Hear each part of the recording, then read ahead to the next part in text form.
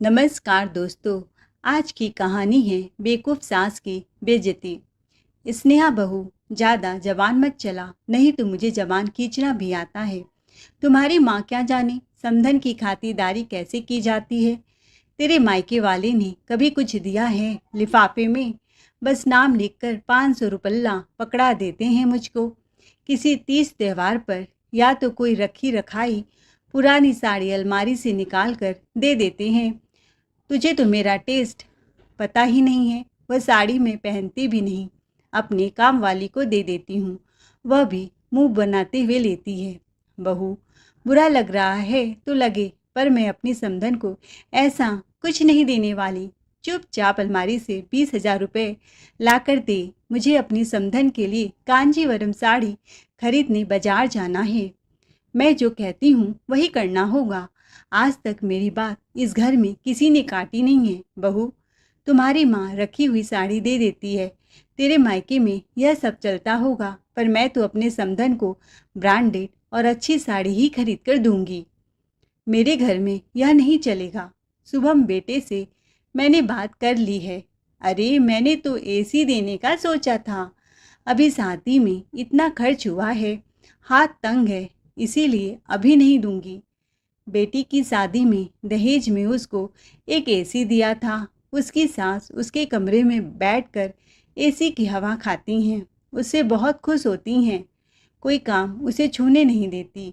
अच्छा इमेज पड़ा है मेरे दहेज का, और सारा काम जेठानी से करवाती हैं। मेरी बेटी सोनम तो राज कर रही है। ऐसे ही मैं छोटी छोटी भेंटें देती रहूँगी तो उसे कोई काम छूने की ज़रूरत नहीं पड़ेगी।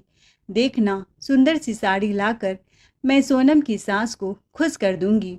उसकी सास उसे खुश रहेंगी, तभी तो मेरी बेटी वहाँ खुशी से रह पाएगी। अब अपने मायके वालों की तरह कंजूसी मत करना। अपनी सास की ऐसी कड़वी बातें सुनकर स्नेहा का गला भर आया। उसका माथा ठनका। उसे बहुत गुस्सा भी आया। वह झट से गई, अलमारी खोली और सासू माँ के हाथों में पूरे पैसे रख दिए। वह नोटों की गड्डी हिलाते, मुंह बनाते हुए इतरा कर बाजार चली गई। बात छोटी सी थी। नीलम जी की छोटी बेटी सोनम की शादी के 1 महीने बाद ही ससुराल में उसका पहला जन्मदिन था, और ससुराल वालों ने सोनम के जन्मदिन के अवसर पर एक छोटी सी पार्टी रखी थी और सोनम के मायके वालों को इनविटेशन भेजा था। इन सब के पीछे उनका मकसद यही था कि पार्टी होगी, खूब भर भर के नीलम जी अपनी बेटी को सोने चांदी से लाद देंगी। इसी लालच से उन्होंने यह पार्टी रखी थी, और नीलम जी तो अपनी बेटी को सब कुछ देना भी चाहती थी। अगर स्नेहा मना करती तो सास नीलम जी हंगामा मचा देती, और बेटा भी चुप होकर उन्हीं की बात मानता, क्योंकि सासू माँ की ही घर में चलती थी। नीलम जी ने जन्मदिन पर गिफ्ट देने के लिए सोने की मोटी चैन सोनम के लिए बनवा ली थी, और वह उसकी सास को भी महंगी साड़ी, ससुर को घड़ी, जेठानी को 200 रुपये की साड़ी देना चाहती थी। हमेशा सोनम की जेठानी को 100-200 की साड़ी पकड़ाती थी, और सोनम अपने ससुराल में झूठ बोल देती थी कि मेरी माँ ने 2000 की साड़ी दी है। बेचारी जेठानी तो गरीब और गांव की थी, वह भी बहुत सीधी थी। सोनम अपनी चिकड़ी चुपड़ी बातों से पट्टी पढ़ाती बेचारी उसे सच मान लेती, और सोनम उन्हें बेवकूफ़ बना बना कर उपहार देती रहती। बदले में उन्हें किचन में झोंके रहती, वह किचन में कदम भी न रखती। यह सारी बातें वह अपनी माँ को फ़ोन पर रात को बातों बातों में बताती थी। बहू स्नेहा आते जाते या कभी सासू माँ के कमरे में दूध देते हुए उसके कानों में थोड़ी थोड़ी बात पड़ती रहती थी। खैर, स्नेहा ने सास को समझाया कि दीदी का जन्मदिन है तो उसके सास ससुर, देवर या खानदान भर को उपहार देने की क्या ज़रूरत है, ऐसे तो हम लुट जाएंगे। पर नीलम जी बेटी के मुंह में समझना ही नहीं चाहती थी। उन्हें तो अपनी समधन जी को किसी हाल में बस खुश रखना था। वह उन्हें किसी न किसी बहाने से उपहार भेज ही देती थी। कभी होली के बहाने तो कभी कुछ। टोकरे भर भर के फल में वे भेजती ही रहती थी। खाना बनाने के बाद स्नेहा कमरे में गई और 6-7 साड़ी ले आई और अपनी सासू माँ को दिखाने लगी। नीलम जी हैरत से बोली, यह सब क्या है बहू? माँ जी, सोनम दी की शादी में बहुत सी साड़ियाँ मिली थी जो वह अपने साथ नहीं ले गई। इनमें से कोई उनकी सासू माँ को दे दीजिए। इतना सुनते ही नीलम जी भड़क उठी। माँ जी, घर में इतनी साड़ी होते हुए आपको खरीदने की क्या ज़रूरत है? यही यूज़ कर लीजिए। और कांजीवरम साड़ी मत खरीदिए, यह सब पड़े पड़े बेकार हो जाएंगी। इस बात पर नीलम जी स्नेहा से चिढ़ गई। बहू, अपनी नसीहत अपने पास रख और मैं अपनी नई समधन को अच्छी और महंगी साड़ी भेजूंगी, सड़क की उठाई हुई नहीं। अब समझ में आया, तेरी माँ ऐसा ही करती हैं, तू यही अपने मायके से सीख कर आई है। मेरे लिए तेरी माँ हमेशा घटिया साड़ी भेजती है। यह बात कहकर नीलम जी ने आज फिर स्नेहा के मायके वालों का अपमान भी कर दिया और यह भी जता दिया कि तेरी माँ तो घटिया साड़ियाँ ही भेजती हैं। फिर ऐसा पहली बार तो नहीं हुआ है। घर में कभी खाने को लेकर, कभी रहन सहन को लेकर नीलम जी आदतन स्नेहा के मायके वालों को घसीट ही लेती थी। उनकी यही बात स्नेहा के दिल को बहुत चुभती थी। अपने पति को कोई भी बात की खबर भी न होने देती, अकेली घुट घुट के जीती। उसे लगता समधन जी को देने में बुराई नहीं थी, देना चाहिए, पर अपनी औकात में रहकर जितनी चादर है उतने ही पैर फैलाने चाहिए। यह नहीं कि आमदनी अठन्नी और खर्चा रुपया। बेटी का घर भरने के लिए बेटे का दिवाला नहीं निकालना चाहिए। हर समय महंगे महंगे उपहार नहीं देने चाहिए। पर नीलम जी को यह सब बकवास लगता, न ही कुछ समझने को तैयार होती। स्नेहा की अभी 2 साल पहले ही शुभम से शादी हुई थी। शुभम के पिता की मृत्यु कुछ साल पहले हार्ट अटैक के कारण हो गई थी। ऐसे कठिन परिस्थिति में नीलम जी ने ही तीनों बच्चों को संभाला। हालांकि नीलम जी के सास ससुर छोटे बेटे के साथ गांव में रहती थी, पर नीलम जी को गांव का माहौल बिल्कुल पसंद नहीं था, तो वह शहर में ही अपने बच्चों के साथ रह रही थी। नीलम जी की 2 बेटियां थीं। बड़ी बेटी की शादी कोलकाता में हुई थी। मुश्किल से लखनऊ 2 साल में एक बार आती थी। छोटी बेटी की शादी उन्होंने दूर दराज न करके लखनऊ शहर में किया, ताकि वह उनकी आंखों के पास रहे, जब बुलाए तो मायके आ जाए। इसीलिए वह समधन जी को खुश करने के लिए कुछ न कुछ भेंटें देती रहती थी, ताकि वह उनकी बेटी को महारानी बनाकर रखे। नीलम जी चाहती थी कि पहले बहू आए, ताकि वह घर गृहस्थी संभाले। उसके ऊपर किचन की बागडोर सौंप कर वह अपनी बेटी के साथ जिंदगी मज़े से जी सके। इसीलिए उन्होंने अपने बेटे शुभम के लिए स्नेहा जैसी मिडिल क्लास की लड़की को अपने घर की बहू बनाकर लाई, ताकि वह उसे दबा सके और घर का सारा काम करवा सके। और तो और उसके मायके से आई हुई चीज़ों पर हर समय नुक्स निकाल कर बहू की बेइज्जती करने से बाज नहीं आती थी। बड़ी बेटी श्रद्धा से जब बात होती तो वह उन्हें ऐसा करने से मना करती, लेकिन नीलम जी एक न सुनती। शुभम की शादी के 1 साल बाद ही उन्होंने अपनी बेटी सोनम के हाथ पीले कर दिए और शुभम ने बेटे होने का फर्ज अच्छे से निभाया। अपनी बहन की शादी बहुत अच्छे से की। माँ ने जो जो दहेज का लिस्ट दिया, एसी, फ्रिज, गाड़ी और लाख नकद रुपया सब दिए। पिताजी की तो सेविंग बची नहीं थी, क्योंकि बड़ी बहन की शादी और पिताजी की अचानक मौत से माँ की भी तबीयत सही नहीं रहती थी, तो सारे पैसे इलाज और रोज़मर्रा में ही खत्म हो गए। नीलम जी की बेटी सोनम शादी से बेहद खुश थी, और हो क्यों ना, लड़का इंजीनियर और पढ़ा लिखा था। दहेज भर कर बेटी के ससुराल में दिया गया था। यहाँ तक कि ससुराल में काम वाली बाई को भी अच्छी साड़ी दी थी। उनका मानना था, अगर भर भर कर देंगे, सास खुश तो बेटी खुश। सास उसे खूब लाड चाव लगाएगी, कोई काम नहीं छूने देगी, प्यार करेगी, खूब इज्जत और सम्मान देगी।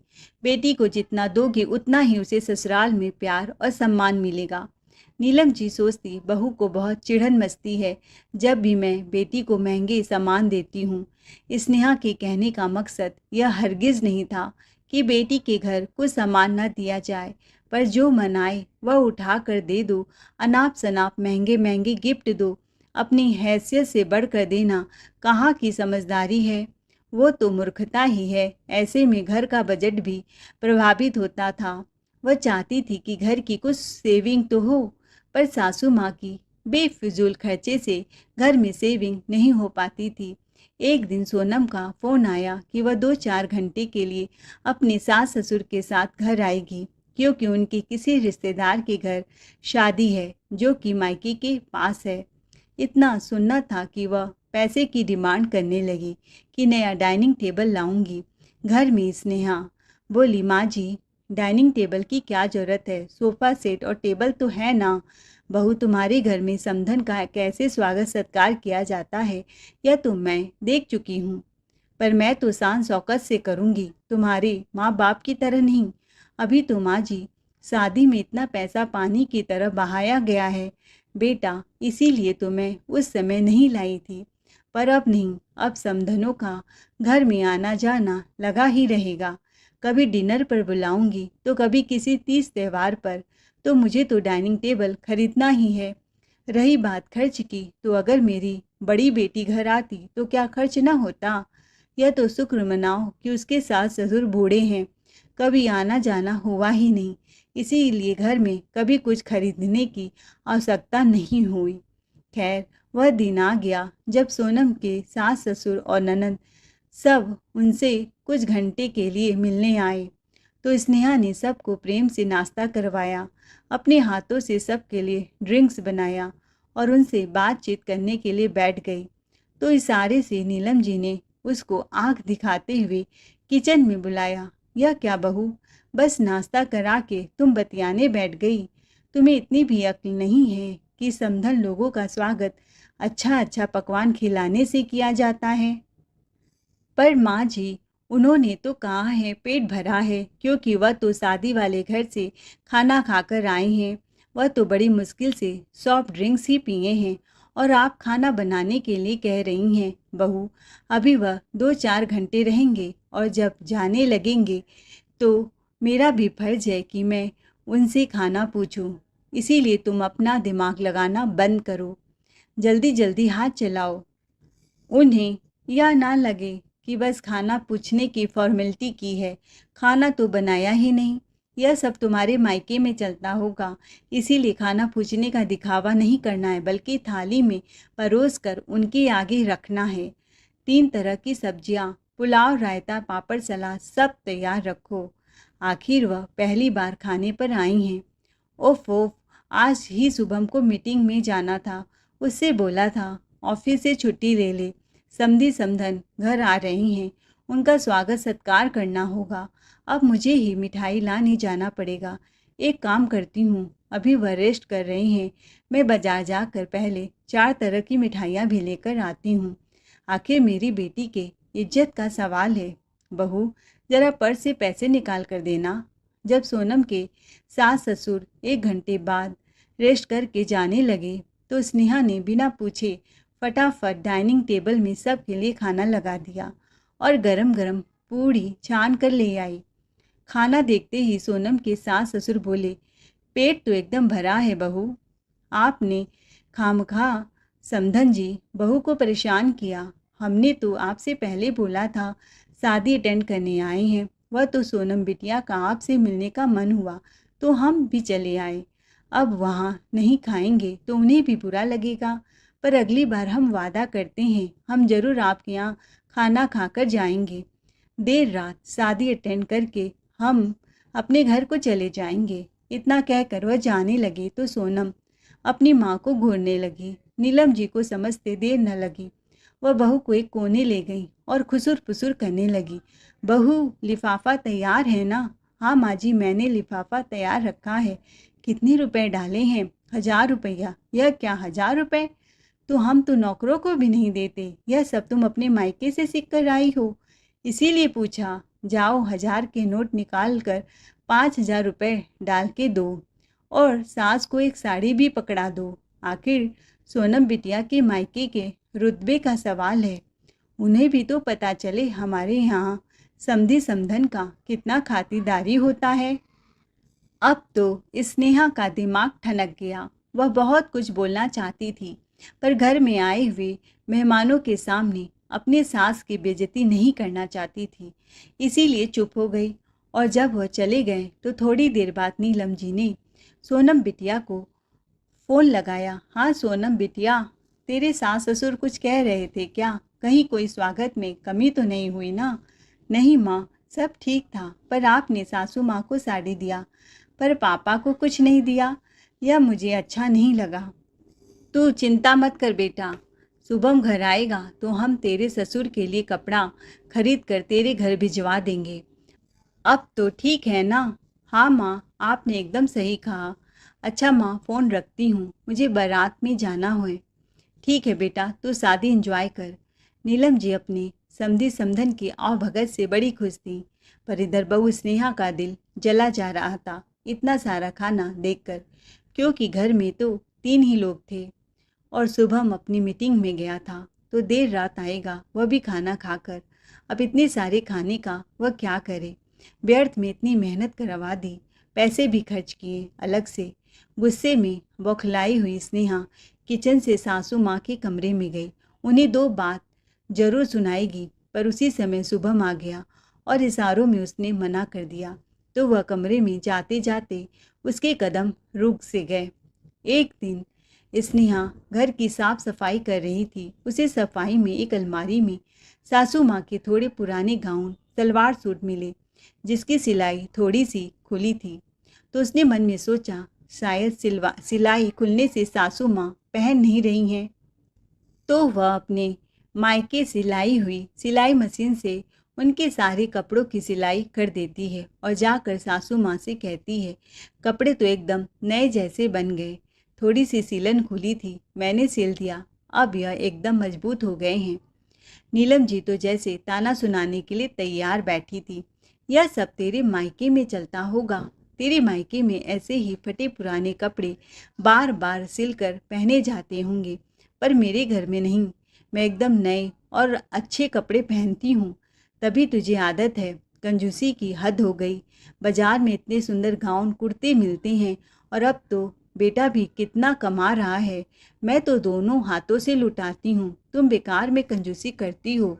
वैसे भी मैं कहने वाली थी कि मेरे लिए ऑनलाइन 2 नए गाउन ऑर्डर कर दो। गर्मी बहुत पड़ रही है और यह सब मैं नहीं पहनने वाली। अगर तुम्हें लेना है तो ले सकती हो। नीलम जी तो ठहरी मुंह फट बोलकर अपनी बेटी से फ़ोन पर बातें करने लगी। हाँ सोनम, तुझे भी गाउन चाहिए क्या? नाइट ड्रेस मैं अपने लिए मंगा रही हूँ, तो सोचा तुम्हारे लिए भी शुभम से कहकर मंगा दूँ। आज तो स्नेहा की आंखें आंसुओं से लबालब भर आई। उस दिन उसने कुछ खाया नहीं, सारा दिन उदास रही। जब रात को शुभम आया तो बोला, जानू क्या हुआ, आज तुम्हारा मुंह क्यों लटका हुआ है? पति के कंधे पर हाथ रखते ही स्नेहा सिसक सिसक कर रोने लगी और अपने सारे दर्द बयां करने लगी। बुरा तो शुभम को भी लग रहा था, पर माँ के आगे मजबूर था।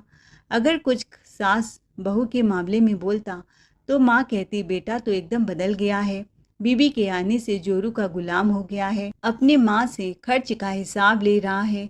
शुभम उसकी पीड़ा समझ रहा था, इसीलिए वह बोला, जो भी करना हो समझदारी से करो, ताकि माँ को कोई तकलीफ न हो। मैं तुम्हारा दर्द समझ रहा हूँ, मुझे भी बुरा लगता है, पर क्या करूँ? पापा के जाने के बाद माँ ने बहुत दर्द सहे हैं और हम तीनों भाई बहनों की परवरिश की है। अब मैं अच्छा कमा रहा हूँ तो अपने सारे शौक़ पूरा करना चाहती हैं। पर शुभम, शौक़ पूरा करें, किसने मना किया है? पर बेफिजुल खर्च, यहाँ तो आपके घर का नियम ही उल्टा है। सब घर में बहुएं पैसे उड़ाती हैं, बर्बाद करती हैं, किटी पार्टी में जाती हैं, शॉपिंग जाती हैं। पर यहाँ तो कहानी कुछ और है। यहाँ तो सास मनमानी खर्च करती है, घर की बजट का कोई ध्यान नहीं है। मैं उनकी बहू हूँ, मुझे जो कहना है कहे, पर बार बार मेरे माँ बाप और मायके को घसीट कर बीच में लाना बर्दाश्त नहीं होता है। शुभम ने उसे समझाया और उसके कान में कुछ धीरे से कहने लगा। समय ऐसे बीतता गया। कुछ दिन बाद नीलम जी के मायके उनके भाई के बेटे का शादी पड़ा। उनकी दोनों बेटियों को भी निमंत्रण दिया गया। बड़ी बेटी श्रद्धा भी कोलकाता से आई। उनकी सासू माँ कौशल्या देवी भी गांव से शादी में शामिल होने को आई थी। सोनम भी पहुंच गई। सब एक दिन आगे पीछे नीलम जी के घर पहुंचे। कौशल्या देवी शुभम की पत्नी स्नेहा को शादी के बाद अब मिली थी। उन्होंने स्नेहा को ढेरों आशीर्वाद दिया और सबके लिए गांव से तरह तरह के मीठा, अचार, शुद्ध सब्जियां लेकर आई थी। स्नेहा सबकी खातिरदारी में सुबह से लगी थी। स्नेहा दादी सास जो जो झोले में सब्जियां भर कर गाँव से लाई थी, उनका सब्जी बनाने के लिए किचन में झोला उठाकर ले गई तो नीलम जी पीछे पीछे किचन में पहुंच गई। क्या बहू, हमारे यहाँ मेहमान के लाए हुए सामानों को उनके सामने ही नहीं बनाते। शुभम से बोलकर बाजार से दूसरी सब्जियां मंगा लो। यह सब तुम्हारे मायके में ही चलता होगा। हमारे यहाँ मेहमान के सामने उनकी लाई हुई मिठाई और सब्जियों को नहीं परोसते। मम्मी जी, कल हमें रात को शादी में जाना है। नीलम ने कहा, यह सब सब्जियां खराब हो जाएंगी तो मैंने सोचा आज ही उसे पकाकर दीदी लोगों को खिला देती हूँ। फिर दादी तो घर की हैं, मेहमान नहीं। बहू, क्या बेवकूफ़ी वाली बातें कर रही हो। एक बार कह दिया ना, हमारे स्टेटस का भी सवाल होता है। हमारे यहाँ यह सब नहीं होता। दूर खड़ी दादी सास यह सब सुन रही थी। उन्होंने सोचा अब तो नीलम का दिमाग ठिकाने लगाना पड़ेगा। जब से आई हूँ देख रही हूँ हर समय नीलम अपनी बहू को तंग कर रही है। अब समय आ गया है कि इसको भी अच्छे से सबक सिखाऊं। खाना हो जाने के बाद दादी सास स्नेहा के कमरे में गई। जो उपहार लाई थी वह उसको दिया और कहा, बहू तेरे चेहरे का नूर कहाँ गायब है। स्नेहा कुछ न बोली तो दादी सास बोली, मैंने सब सुन लिया है बहू, तू परेशान मत हो, मैं आ गई हूँ। अब तो नीलम की छुट्टी कर दूंगी। आखिर वह मेरी बहू है और मैं उसकी सास हूँ, तू चिंता मत कर। दूसरे दिन सब शादी अटेंड करने के लिए लखनऊ से कानपुर के लिए रवाना हो गए। शादी में पहुँचे तो नीलम जी की माँ, पिता, भाई बहन, भाभी सब स्वागत के लिए आए। शादी के माहौल में भीड़ भाड़ थी तो दादी सास को चाय समय पर नहीं मिली तो उनका सिर दर्द करने लगा। तो उन्होंने सबके सामने नीलम जी को बोला, बहू तेरे मायके में कैसे लोग हैं, तेरी माँ कैसी है। इन्हें तो पता ही नहीं है कि समधन आई है तो गरम गरम चाय और कुछ खाने को तो दे। यह सब तेरे मायके में ही चलता है, हमारे यहाँ ऐसा नहीं होता। तो रुक, अभी मैं उनकी खबर लेती हूँ। नहीं नहीं अम्मा जी, शादी ब्याह का घर है, देर सवेर तो हो ही जाता है। सब रस्मों में बिजी है। पहली बार स्नेहा और शुभम दादी को देखकर मुस्कुरा उठे, पर उनकी बेटी सोनम को दादी का बर्ताव बुरा लगा। खैर देर सवेर सब ने खाना खाया। उसके बाद बारात उठने को थी। अब दूल्हे की नज़र उतारने की बारी आई तो नीलम जी को बुलाया गया। घोड़े पर चढ़ने से पहले नीलम जी ने अपने भतीजे का नज़र उतारा और दूल्हे की आंखों में काजल लगाया। तो उनके भैया भाभी ने शगुन का लिफाफा उनके हाथ में दिया तो लपक कर दादी सास ने अपने हाथों में ले लिया। अम्मा जी, यह शगुन बेटियों को मिलता है, मेरे मायके का शगुन है। हाँ हाँ बहू, मैं तुम्हारा शगुन खा नहीं जाऊंगी। मैं तो देख रही हूँ तुम्हारे भाई ने कितना दिया है। अरे यह क्या, यह तो सिर्फ 1000 रुपये हैं। सिर्फ 1000 रुपये, यह सब तुम्हारे मायके में ही चलता होगा। हमारे यहाँ तो भर भर के नोटों की गड्डियाँ दी जाती हैं। सब मेहमानों के सामने दादी सास ने नीलम जी की मायके की बेइज्जती कर दी। उन्हें बहुत बुरा लग रहा था। वह अम्मा जी को बोली, शांत हो जाइए अम्मा जी, हम बाद में बात करते हैं। पर अम्मा जी तो चुप होने का नाम ही नहीं ले रही थी। नीलम जी का दिल आग के गोले की तरह सुलग रहा था। किसी नागिन की तरह वह फुफकार रही थी, अम्मा जी को आज खड़ा निगल जाएंगी। पर अम्मा जी को तो दबाना इतना आसान काम नहीं था। खैर शादी में वह हर समय नीलम जी और उनके मायके की बेइज्जती करने से बाज नहीं आ रही थी। हर समय उनके मायके वालों के ताने मारे जा रही थी। ये कैसी मिठाई है, कोई स्वाद नहीं है। कभी खाने को लेकर तो कभी उनके पहनावे को लेकर। अब तो नीलम जी का माथा ठनक गया। मन ही मन सोचने लगी, अम्मा जैसी आफत को भैया ने शादी पर क्यों बुलाया। शादी बीतते ही वह सुबह सुबह ही अपने घर को लिए रवाना हो गई। उनके भैया भाभी और मम्मी पापा ने उन्हें रोकने की बहुत कोशिश की, पर नीलम जी की आंखों में आंसू था जो वह छुपाए पड़ी थी। चलते चलते उनके मम्मी पापा ने बारात में शामिल हुए सब मेहमानों को कोई न कोई उपहार दिया, जिसे लेकर नीलम जी अपने परिवार सहित अपने घर चली आईं। नीलम जी रास्ते भर उदास थी। कहीं न कहीं वह कुछ सोच रही थी और उधर से कौशल्या जी और स्नेहा के मन में लड्डू फूट रहे थे।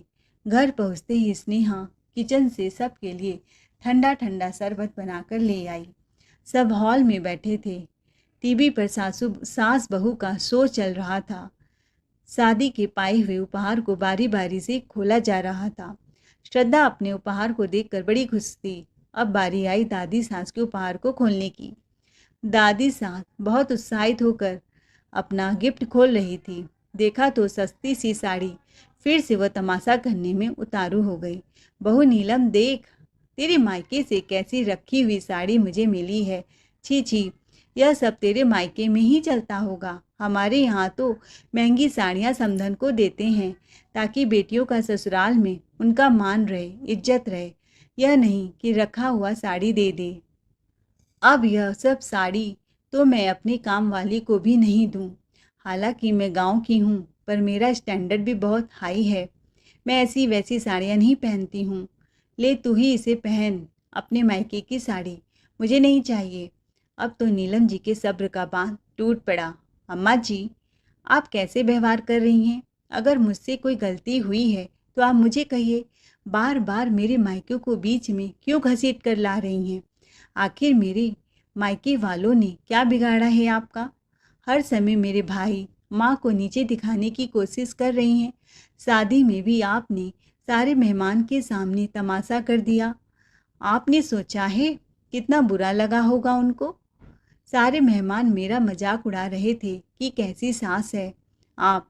बहू, क्या तूने सोचा है तेरी बहू को कितना बुरा लगा होगा जो तू 2 साल से उसके मायके के पीछे पड़ी है? कुछ गलती हुई हो तो उसको बोल, प्यार से समझा, पर तू तो बार बार बात बात पर उसके मायकों को घसीट कर ले आती है। वही आज मैंने किया। तब तुम्हें समझ में आया कि कितना बुरा लगता है, दिल को कितनी तकलीफ होती है। तू उसकी सास है, सास माँ जैसी होती है। तो इस तरीके से उखड़ उखड़ कर बात करेगी, हर समय उसके मायके वालों की बुराई करेगी, ताना देगी, मीन मेख निकालेगी, तो उसके दिल में तेरे लिए इज्जत कम हो जाएगी और वह तुझे कभी मान सम्मान नहीं दे पाएगी। बहू, अपनी बहू से इज्जत पाना चाहती हो तो पहले इज्जत देना सीख। उसे प्यार दे तो तुझे वही बुढ़ापे में मिलेगा। रही बात भर भर कर देने की, बेटी को जिसे ससुराल में उसका मान रहे, उसे काम न करना पड़े, यह सब तेरी बेवकूफ़ी है। सोनम को क्या शिक्षा दे रही है? उसकी सास को खुश करने के लिए महंगे महंगे तोहफे दे रही है, अपने घर का बजट बिगाड़ रही है। अरे सड़क पर आ जाएगी। शुक्र मना, तेरा बेटा कितना अच्छा है कि तुझे कुछ बोलता नहीं। सोनम की शादी में कोई कमी नहीं होने दी, पर हर समय कुछ न कुछ भर भर कर टोकरे भेजती रहेगी तो सास ससुर का लालच बढ़ जाएगा और फिर वह एक दिन डिमांड खुद से करेंगे। तू तो दहेज को सीधा सीधा बढ़ावा दे रही है। सोनम को बोल, प्यार से उनका दिल जीते, अपने ससुराल के प्रति कर्तव्य निभाए। मौका देखते ही स्नेहा बोल पड़ी, माँ जी, आप मुझे मेरी गलती में डांट सकती हैं। हर समय मेरे मायके वालों को ताना देती हैं, मुझे बहुत बुरा लगता है। तो नीलम जी बोली, अब तुम्हारी भी जुबान चलने लगी। देख रही हो बड़ी बेटी श्रद्धा? उन्होंने अपनी बड़ी बेटी श्रद्धा की तरफ देखा तो श्रद्धा बोली, हाँ माँ, भाभी सही कह रही है। मैं अपने सास ससुर की सेवा करती हूँ, वह लोग मुझसे खुश रहते हैं। अगर बदले में वह मुझे ताना मारेंगे, मेरे मायके को बीच में घसीटेंगे, तो मुझे भी बुरा लगेगा, जैसे भाभी को लग रहा है। भाभी भी तो हर समय सास की सेवा करती है और आप उन्हें ताना मारती हैं, तो कभी ना कभी तो उनका मुंह खुलेगा ही। जैसे आज दादी ने अपने मायके को ताना मारा तो आपका मुंह खुल गया। मैं तो हमेशा यहाँ आती नहीं हूँ, 2 दिन से आई हूँ। आप भाभी को हर बात पर ताना देती हैं। जब मुझे अच्छा नहीं लग रहा है तो सोचो भाभी को कितना बुरा लग रहा होगा। फिर शुभम भी बोल पड़ा, माँ 6 महीने से पूरी की पूरी सैलरी खर्च हो जाती है क्योंकि आप भी फिजूल खर्च करने लगी हैं।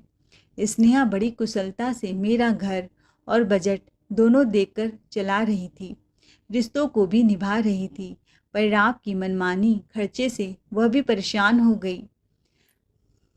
उसके मायके वालों के पास पैसों की कोई कमी नहीं है, वह भी अपनी मनमानी कर सकती है, पैसे उड़ा सकती है। आजकल की बहुओं की तरह मॉल मूवी देखने जाना, जीन्स टॉप पहनना, घूमना फिरना, सहेलियों के साथ मौज मस्ती करना सब कर सकती है, पर नहीं, वह इन सब से दूर अपने घर को अच्छे से चला रही है। इस घर की उसे कितनी फिक्र है। माँ, मैं नहीं चाहता था सास बहू में झमेला हो, इसीलिए दादी को फ़ोन करके मैंने ही बुलाया, ताकि दादी जब आपके मायकों को ताना मारेगी तब आप स्नेहा के दर्द को समझ पाएंगी। और दादी ने जो भी किया वह सब नाटक था, आपको सच का आईना दिखाने के लिए। नीलम जी की नज़रें बेटा बहू और दादी अम्मा के सामने शर्म से झुक जाती है। उन्हें अपनी गलती का एहसास होता है। उन्हें लगता है कि सच में उन्होंने अपनी बहू का बहुत दिल दुखाया है, क्योंकि उन्हें भी बहुत तकलीफ़ हुआ था जब अम्मा जी ने उनके मायके वालों पर उंगली उठाई। वह मायके से रोते हुए अपने घर चली आई थी। वह अपनी बहू को गले लगा लेती हैं कि तू अब घर अपने हिसाब से चला, अब मैं तुम्हें नहीं रोकूंगी ना ही टोकूंगी। शुभम बोला, दादी माँ की जय हो। सब खिलखिलाकर हंस पड़े। दोस्तों, आपको आज की कहानी कैसी लगी? पसंद आई हो तो चैनल को लाइक से सब्सक्राइब जरूर करें। Thanks for watching ARK Boys 517।